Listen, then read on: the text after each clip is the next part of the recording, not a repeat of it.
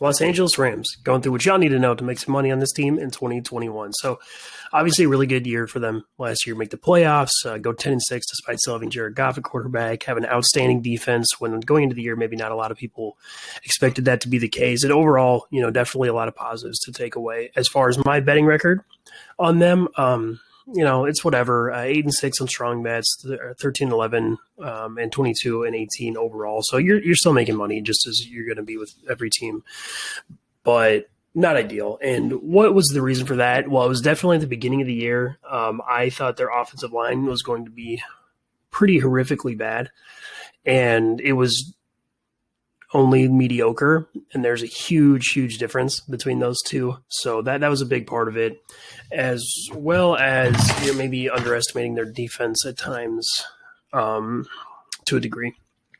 In the offseason, they have some real notable losses. Now, not all of them are negatives, but really are going to change the way you look at this team. Austin Blythe leaves. Now, Austin Blythe, I'm pretty comfortable saying was the worst player in football 2 years ago, or worst offensive lineman in football for sure 2 years ago.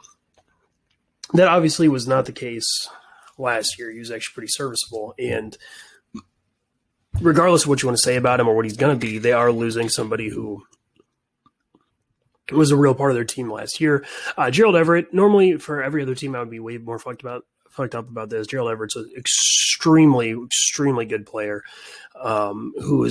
should be, too bad he went to another dumb team in the Seahawks, who should be utilized and be one of the best tight ends in the NFL. But here is that big of a loss, not necessarily because the Rams they showed over and over again that despite what he was putting out on the field, they were not going to use him in a way that benefited their offense as much as he should have been. So while I do think it's a loss and they still really messed up with how they utilized him, it's whatever. Jared Goff gone.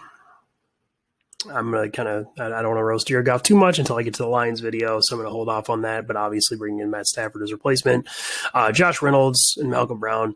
Malcolm Brown's running back. It doesn't matter. Josh Reynolds is not a receiver who adds anything to your offense. He doesn't suck. He's not horrible, but he doesn't add anything. So on the defensive side, these are all big ones. And this is kind of what we're going to talk about, especially as we get into the defense in this video, is that they are going through a huge talent drain, and you need to look to get out in front of that. I mean, Troy Hill and John Johnson are two actively really good secondary players that were starters for them last year or for the last couple of years that are gone now. Michael Brockers matters a lot more than people give him respect for. He's gone. Morgan Fox is a really, really good rotation player. He's gone. Derek Rivers, Samson Ebicam, neither of them I particularly love, but they're edge players who you can justify having on the field, and they're gone too. And as far as additions go, this is it. I mean, they didn't make a single outside of the draft. They didn't make a single defensive addition anywhere of anyone relevant. Obviously, they had Matthew Stafford, which we're going to talk about. That is absolutely a big deal. But Duck Hodges is a backup quarterback, and Deshaun Jackson. Well, I love Deshaun Jackson. When he's healthy, I think you could do a lot of good things for this team. He hasn't been healthy in 3 years, and he is 35 or something like that. So that's something to keep in mind with this team.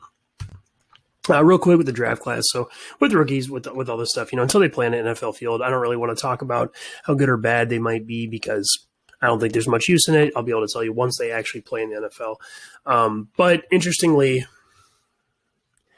no real relevant defensive additions. We'll see Ernest Jones, third-round linebacker, is the closest, maybe Bobby Brown, fourth-round defensive tackle. But the point is, the likelihood of there being a difference maker in this group is not high. It's possible for sure, but now let's go position by position. We'll talk about the roster, what they have, and what they're going to get out of them in this year. So the number in the top right, that's the total number of quarterbacks that I have ranked, and the number next to the name is where they rank out of that number.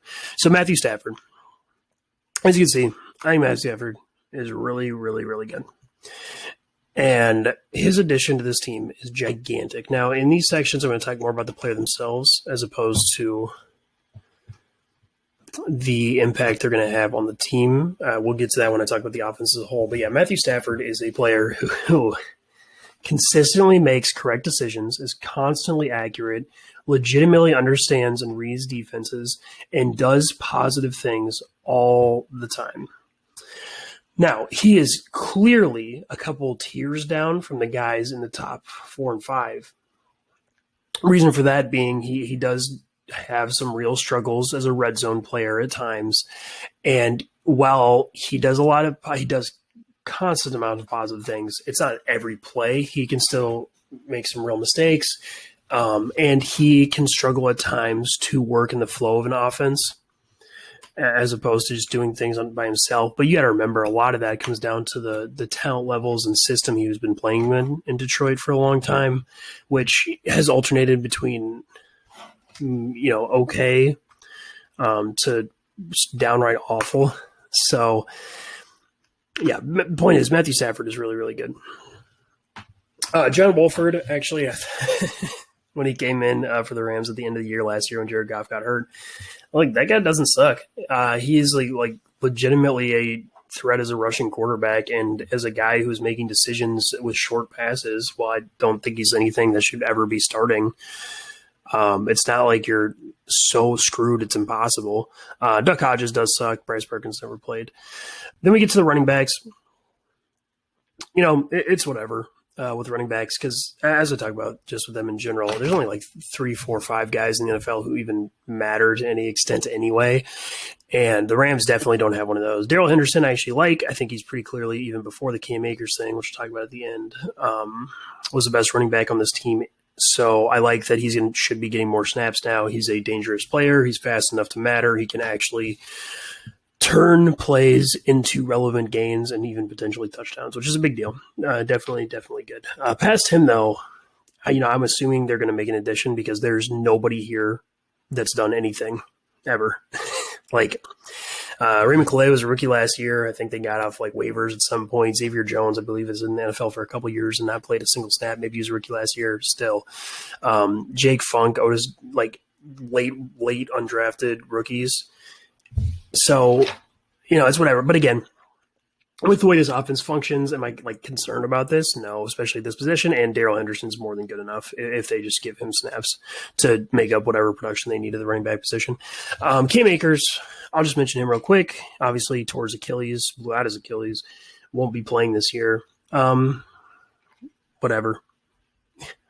He's definitely not one of those running backs who matters. He's okay, but frankly, I was never particularly impressed. And I think if you were to switch him and a lot of the other running backs, you would see that a ton of his production was down to the offense he was playing in. Now, that's not to say, he still did provide that production. Like, he still would have been good as like a fantasy player and stuff going forward into the year, but I don't really care about the loss of Cam Akers for them even for a second. So then we're going to talk about the wide receiver, And this is the spot that I love for the Rams because what you're looking for in offense, right, is you're looking for different ways that you can have options to move the ball and score points. That way, no matter what the defense is doing, you're always going to have positive outcomes or positive potential outcomes. And the Rams, because of what they have in this room, provide a lot of that. Now, there's a lot. So with these numbers, so some positions, you are going to run out of good players by like the 30s. Wide receiver is not one of those. Van Jefferson at 75th is still a player I think is an absolute positive and that I'm really excited about. So, yeah, with the wide receiver room, Robert Woods, top 10 receiver very comfortably. That guy is amazing. He fits in this offense perfectly. He's constantly open. He wins really quickly. He wins down the field. He wins after the catch. Just amazing, amazing player. And that's going to continue to be the case. Cooper Kupp, another player who functions really, really well in this offense. Now, he has way, way more notable and real struggles with certain things than Robert Woods does. That's why he's a lot lower. He can't beat guys in like man coverage to save his life unless they're like end of bench players. Sometimes looking at the Bengals game last year as an example, but despite that, he's still really good after the catch. He is very good in the red zone. He provides value that I think even last year I had yet to come around on as a player, and he's still going to continue to do that. Deshaun Jackson, again, when he's on the field, dude's amazing. He's going to constantly be open, constantly win, especially down the field, and provide real, real positives the way he's done his whole career. And then you have, Van Jefferson and Tutu Atwell, which is really the extent. I mean, those are the only guys I care about. The rest of the players here are either late round undrafted or undrafted rookies or guys like Tristan Jackson who have not played a snap on offense in the NFL. So Yeah, Van Jefferson. He showed as a rookie last year that he's going to be one of these guys who consistently gets open. Now, he does struggle more down the field. His athleticism is definitely nothing to write home about, not great after the catch, any of that. But his positives are positives that win and are useful in the NFL like every play. And that is he can beat guys one-on-one to a point where at least he provides an option for your offense. When you throw a bunch of those guys together, you win, basically. And Tutu Atwell, he's a rookie, but I'm sure they're going to use him pretty well. And he strikes me as the type of player who is going to at least be able to find space, which is really what you want. And tight end for the Rams, they're still fine. Tyler Higbee's pretty damn good. Like I talked about sometimes, tight end is one of those positions where once you get past like 12, 15, you're kind of already running out of good players. But Tyler Higbee definitely still fits in the good player category. So I think tight ends kind of fit into two categories. I talk about this a lot of times when I talk about tight ends. They're either guys who create for themselves or who can exploit things created from others. So an example of that would be actually a perfect example of that is Gerald Everett, the guy who's been on this team for the last couple of years versus Tyler Higbee. Gerald Everett is a guy who can beat his, if he's in like being covered in man coverage, he can beat them. He can create space. He will create yards after the catch on top of that. And you don't need to do things to get him into that space in the first place. Tyler Higbee is kind of the opposite, where you do need to do some things to get him into space. But once he's there, he's so big and strong and fast, and he has really good hands that he can use that space very well, and you don't have to worry about, drops or running out of bounds yards before the first down marker, like that type of thing. And he's really good at that. He's also a good blocker. I understand why they chose him and kept him. He fits their offense really, really, really well, which is a theme with their offensive players. Johnny Munt, actually, I think a guy who's like a super good blocker for some reason. He's not like big or huge or anything, but that guy is one of the best to block tight ends as far as I'm concerned in the league. Nothing as a receiver though, which is why he's not on the field a ton. But past that, I guess we'll see, because they're going to end up putting probably Bryson Hopkins on the field a lot, who's a rookie from last year that some people were pretty excited about. Now, he didn't play anywhere near enough for me to even have an opinion on him, so I'm going to hold off on that. But it is definitely interesting because they do lean a lot on two tight end personnel. At least they have for McVay's basically entire tenure. And you're going from two guys who are guaranteed to be good to one guy plus a big question mark. And I'm sure they'll be able to adjust. I do have faith in McVay as a coach there, but that's not something I can necessarily guarantee. So then the offensive line. They're still at a point where they're not really great, but they don't need to be because the way this offense functions, I think they're going to be more than good enough. So a tackle, you still have Andrew Whitworth and Rob Havenstein as your starters. Andrew Whitworth's just good. And Rob Havenstein, he will still have these just snaps and games where his likeness to Frankenstein gets in his way. The dude just sometimes has really, really slow feet, and that hurts him sometimes. Now, and that's actually a kind of notable concern with how Matt Stafford can hold the ball for a while. Maybe you could run into that as an issue, but we'll kind of get to that later. He's still a good run blocker. He's still, frankly, when he doesn't get stuck in the mud right off the line of scrimmage, he's pretty good in pass protection. Like, I'm not super worried about him. You have Joe Noteboom as a backup, and I think that he was another reason that I was kind of a little bit wrong on the Rams last year, was that I thought he was going to be real, real, real bad when he came in as a tackle anyway. And he wasn't good, but he was actually a really good example of how the Rams protect their offensive linemen and only put them in situations, or mostly put them in situations, where they're actually going to be able to succeed, as opposed to just kind of throwing them to the wolves and being like, we're going to run our offense anyway, the way that some other teams do. And so they still have him. They know what's going on with him when he's on the field. I think he's still probably getting better as a young player. So, it's whatever.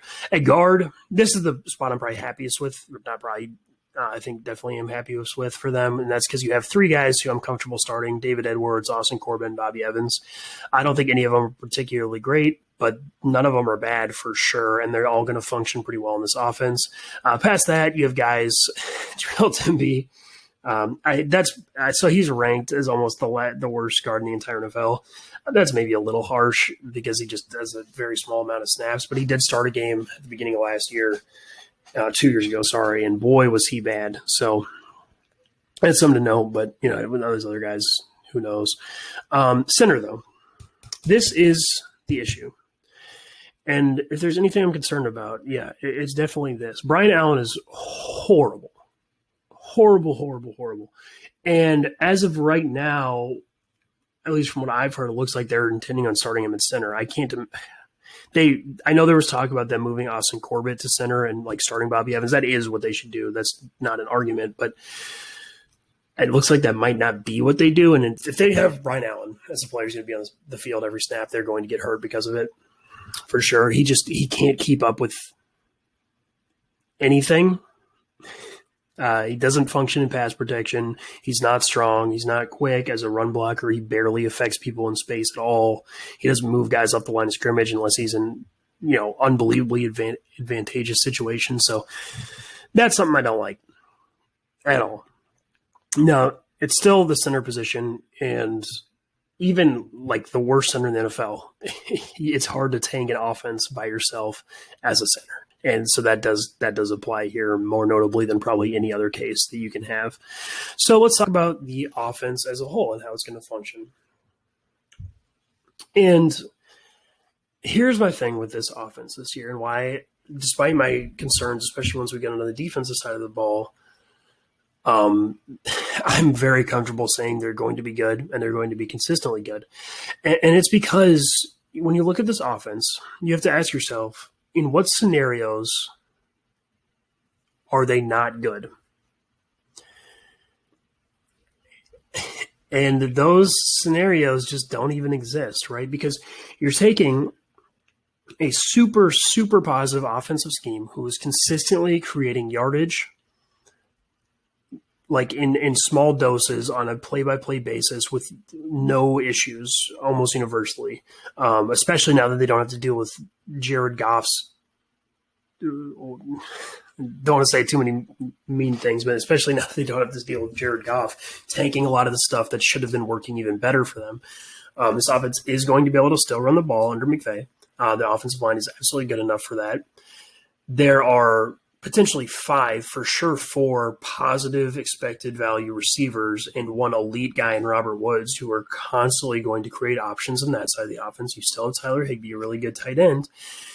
And if their scheme is getting fucked up, if they're struggling to create the yards that they normally have instead of, again, leaning on Jared Goff to win stuff, they get to turn to Matthew Stafford, who is actually particularly good at that exact scenario of being able to create things down the field and being able to overlook short stuff when it's not working and win in other areas. So, obviously there's chances because Matthew Stafford, again, can struggle in the red zone and stuff like that they can stall out a little bit at times, but over the course of a game, that's just not something that's going to happen. And even that weakness that I'm mentioning, because Matthew Stafford's just kind of inability to make great decisions in the red zone or fit the ball into spaces that he should have been, a lot of that gets solved by McVay too, because this offense has been one of the most notable ones over the years in terms of creating touchdowns in the red zone.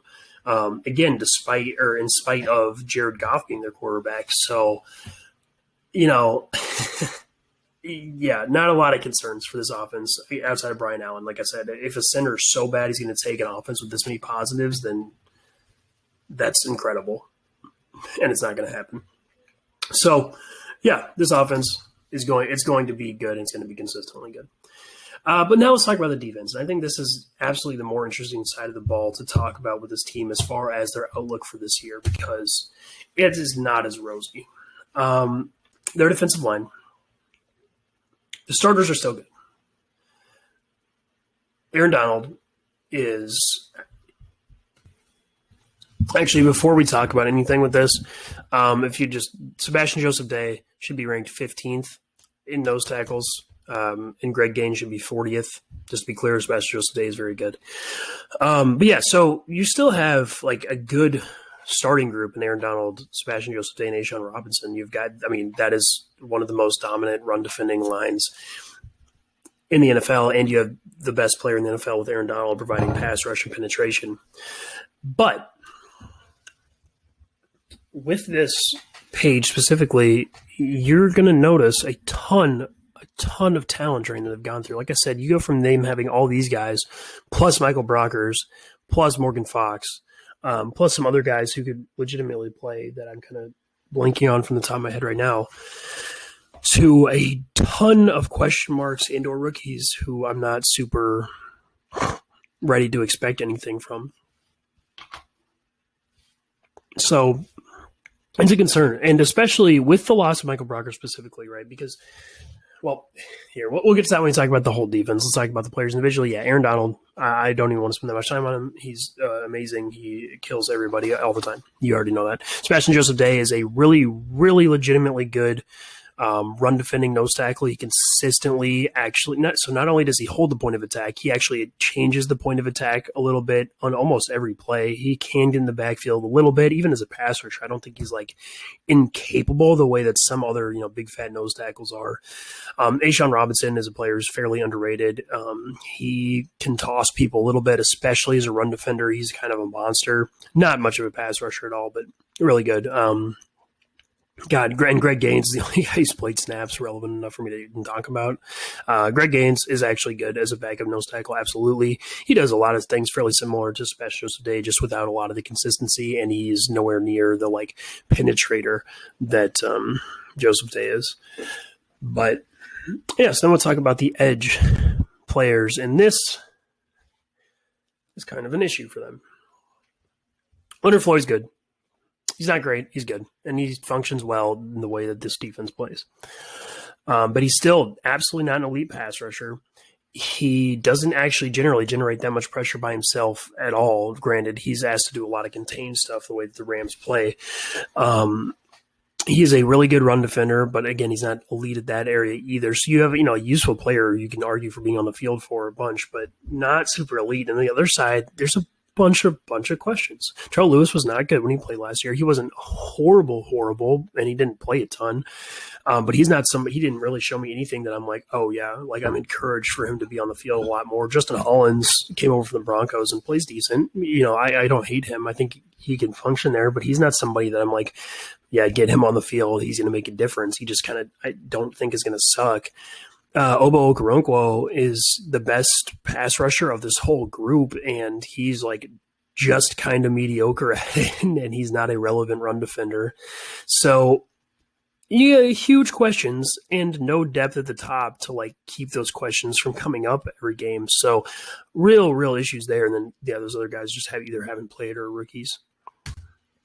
Off-ball linebacker, another spot of concern. I like Troy Ritter a lot. I think he can play for sure. I think he's definitely the best linebacker on this team. He's not a lead guy, though. He can struggle with athleticism at times. He's not an ideal coverage player, despite me thinking he's actually okay at that. You're still starting Micah Kaiser probably, who, again, is just he's there. I don't think he sucks. He's fine, but he's not good. He's not a difference maker by any means. And again, you have no depth. Kenny Young, I don't think is a good player at all. I think he consistently gets beat, especially in coverage. And is as a run defender, while he can occasionally make decent plays when given really positive opportunities, that goes for most players in the NFL. So that area is a big concern. And then with corner, I really, their top guys are about as good as it gets in the NFL. Jalen Ramsey's amazing. He consistently wins, even against, he's one of, I think, frankly, only 4 guys in the NFL that you can even argue make a difference to the elite receivers, between him, Stephon Gilmore, Tre'Davious White, Jair Alexander, Marlon Humphrey too.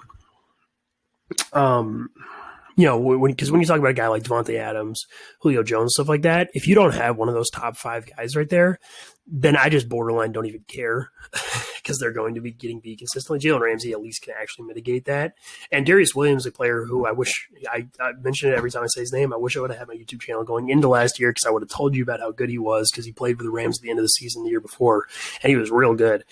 But yeah, I'm not worried about him being a flash in the pan or anything. Every time he's been on an NFL field, he's been really good. So not worried about that. Darius Williams is absolutely outstanding. The problem is, again, once you get past those two, what are you doing? Right? You have Robert Rochelle, who's like a 4th, 5th round rookie this year. Dante Deon, who's been on like back and forth on the practice squad for the last couple of years. Like, there's nothing. And even at one of their projected starters, David Long, is probably going to be their slot corner. He's barely played because he's been buried on a good depth chart for his whole career. And even when he's played, it's not like he's been like good. I don't think he sucked. Like, he's kind of okay. And I think there's a chance actually that he plays better, gaining more playing time this year for sure. But that's not something I'm going to like depend on. And again, it's not like he's giving me flashes of reasons to believe that anyway. And this is tough. It's just real tough once you get past those top two, and that is not the position you want to be in the modern NFL. And at safety, it's almost the same thing, but even worse at the top, right? Because you lose John Johnson. So now, while you are going to be starting Jordan Fuller, Jordan Fuller was a 7th round rookie who stepped into a defense last year where he was allowed to be the worst player. What I mean by that is the rest of their defense was so good, and the way that it functioned was so relevant to the position he played that he was allowed to make a lot of mistakes. Or that's not actually even the right word. He was allowed to to cover a lot of his own inefficiencies because of how the rest of the defense worked. Like, he was a 7th round pick for a reason in terms of he's slow. He doesn't have great ball skills. Like, he's fine. And he definitely, so he's clearly proven to be better than a 7th round pick. Like, the guy can play. I'm not like scared of him as a starter or anything like that, but I am worried about him as like a true safety when a lot more pressure is going to end up getting put on him because of what's changed around him in the defense. And, in the other safety spot, Taylor Rapp has been like bad whenever he's been on the field in the NFL, like horrible. And the rest of the guys either barely played or have shown nothing outside of Nick Scott. Nick Scott is actually a player I like, and I maybe should have mentioned this in the last slide because I have a feeling the Rams are going to end up doing mostly 3 safety stuff anywhere where one of these guys, whether it's J.R. Reed or Nick Scott or Terrell Burgess, ends up playing in the slot. And I do like that. I do think Nick Scott can play and should be on the field. But if he's playing that slot position, again, you're going to end up like starting and playing either Taylor Rapp or J.R. Reed or Terrell Burgess or maybe Juju Hughes, none of whom should be starting and playing at this point in their careers. Maybe Terrell Burgess, he played a really small sample size as a rookie last year. But that is again, really big concern. Really big concern. So let's talk about the defense as a whole. Right. And while everyone's healthy, like even then I struggle to say they're going to be elite or even close to the like elite status they had last year, right? Because if you look at what happened last year, why they were so good is that their entire secondary was really good outside of Fuller, who was fine. But when you lose John Johnson and Troy Hill, all of a sudden that's a 40% decrease in like positive, like really good NFL players that are on your defense in the secondary all the time. They lose Michael Brockers, who's a big deal. He's really a lot bigger deal than people say, because what would happen, right? So the way this team rushes the passer. Here, well, okay, tell you what. Let's just the way I like to talk about the defense, let's talk about how they would be versus the run, and then we'll get to the pass stuff. So yeah, against the run, they're still going to be good. Their defensive line is enough to provide a really big baseline with that. They have such good nose tackles and Aaron Donald that they're going to be really good, as well as Leonard Floyd is a legitimately useful run defender on the outside. And I think Terrell Lewis, if he's going to get better anywhere, is probably going to get better in that aspect. And they still have good defensive coaching and everything like that for sure. So I'm not super worried about that, although, their inside linebackers still aren't ideal, so that could be a little bit of a worry. But, yeah, they're going to be fine against the run. But against the pass, which is what really matters in the NFL, they're going to get a lot worse. They're going to get a lot worse because the way that this team especially plays as pass rushers, right, is they have their outside linebackers play this like contain rush and let Aaron Donald go crazy on the interior. Now, it's a little bit more complicated than that, but that's kind of the gist of it. But part of the reason that worked so well is because it wasn't just Aaron Donald going on the interior. It was also Michael Brockers, and it was also Morgan Fox, two guys who actually matter as pass rushers, which is now gone. I mean, A'Shaun Robinson can push the pocket like a little bit, but you're now in a situation where it's basically just Aaron Donald working on the interior, and you're just hoping he gets there by himself because there's no one else outside of, again, like some tiny Leonard Floyd rush that I'm scared of. And when you combine that, where now you're leaning so much more on one player, which is by default is going to mean it's going to happen less often, and or when it happens, it's going to take longer.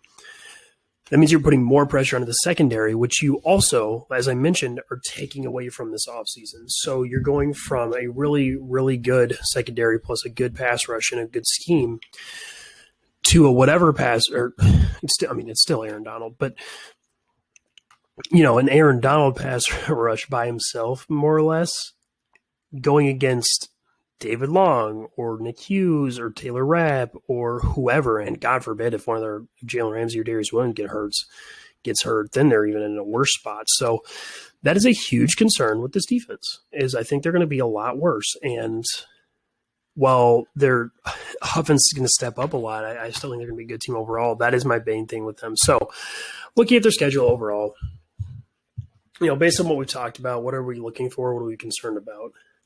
Well, I don't know that there's anything specifically that I'm watching out for. Now, there is kind of the general all-around rule with these McVay, Shanahan offenses, these modern stretch run stuff. Teams with good linebackers are going to affect them, and actually, interestingly enough, they happen to play like the three best teams with or three of the teams with the best linebackers, or even four of the teams with the best linebackers in the first 5 weeks, in the Bears, Colts, Bucks, and Seahawks, which could hurt them. But like I said, Matt Stafford makes up for a lot of that, and those defenses have kind of some, outside of the Bucks a little bit, have weaknesses in other areas that they're going to be able to exploit. But offensively, there's nothing outside of that linebacker thing I'm consistently concerned about. And with the defense stuff, it's hard to say where their issues are going to crop up because a lot of it has to do with depth as opposed to the high end when everyone's healthy. Now that's not ideal either, like I mentioned, but overall, I would still absolutely expect this team to be good because you're talking about a team that is going to have a good offense plus a defense that includes Aaron Donald and good corners. So I don't want to panic too much like that, but actually I wonder about their real ceiling as Super Bowl contenders because of the status of their defense when playing against elite offenses. So that's the Rams 2021 roster breakdown.